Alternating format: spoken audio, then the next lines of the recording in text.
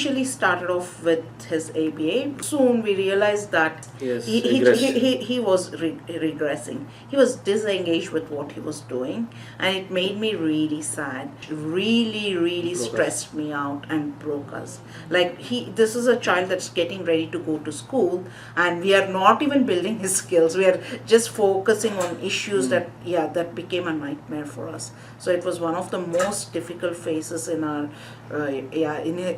since his diagnosis outside was one of the most difficult phases. He wouldn't eat, he had toileting issues.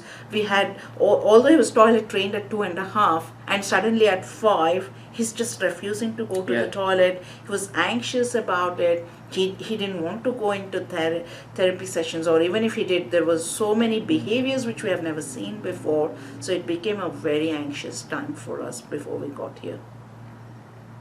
And we came here with lots of hope. We felt desperate to help our child, but we didn't know how to do it. Yeah, how to help him out. No, we didn't have... We didn't know, so we needed somebody who knew what they were doing. So it's a very famous ABA-based school in Sydney. So at one point, we are based in Melbourne, so at one point we were thinking maybe we should just move to Sydney because of that school. And when we went there and saw how much hand-holding the kids got, they were just doing things they were told to do. And it was just very prompt-based. People prompting them to do what they want, prompting them for everything. The child had little say. They were just following the cues of whatever the therapists or the teachers were telling them there, and we just knew that that was not the place for our child. We want him to function as an individual. Like he's a person, he's his own person, and that I don't think the school ever would have helped him build his identity, build his self-esteem, and we knew that wasn't the place for us. In ABA, the child does an activity for 2 minutes and he's having a break for 5 minutes. So that's, I think it's very important for a person, not only for these kids, for everybody else, I would say. Oh, the programs were so repetitive. Our therapists, because we were not getting the results we wanted, they're like, no, you need to start him sooner. You need to start him sooner. So he's already 5, he can take them. He has weaponized his stims. It just broke my heart. Weaponized his stims. What does it mean? He uses his stims to get his way out. Say for example, if the therapist is teaching him something, he stims it out so that he does what he wants. He doesn't follow the therapist's I'm so overwhelmed. I just kind of, what now? What next? Oh my God.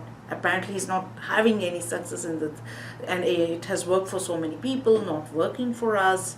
It just adds to, it makes me anxious. I don't know if the child is anxious or not, but as a parent, I feel anxious, I feel broken, and I feel hopeless. And I don't even know what the long-term side effects are. I need to be an advocate for my child. I need to stand by what I believe as a mom. I should stick with it no matter what the specialists tell you.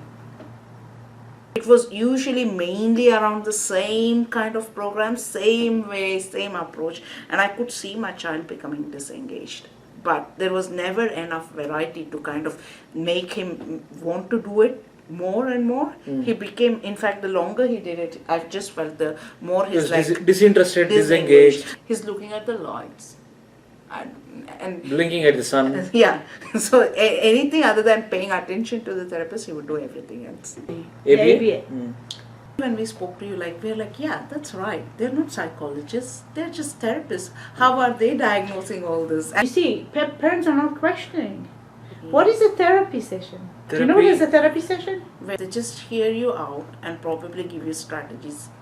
So how do you talk with a non-verbal autistic child that have behaviors? Why are they calling them therapists? It's very upsetting. It's very upsetting.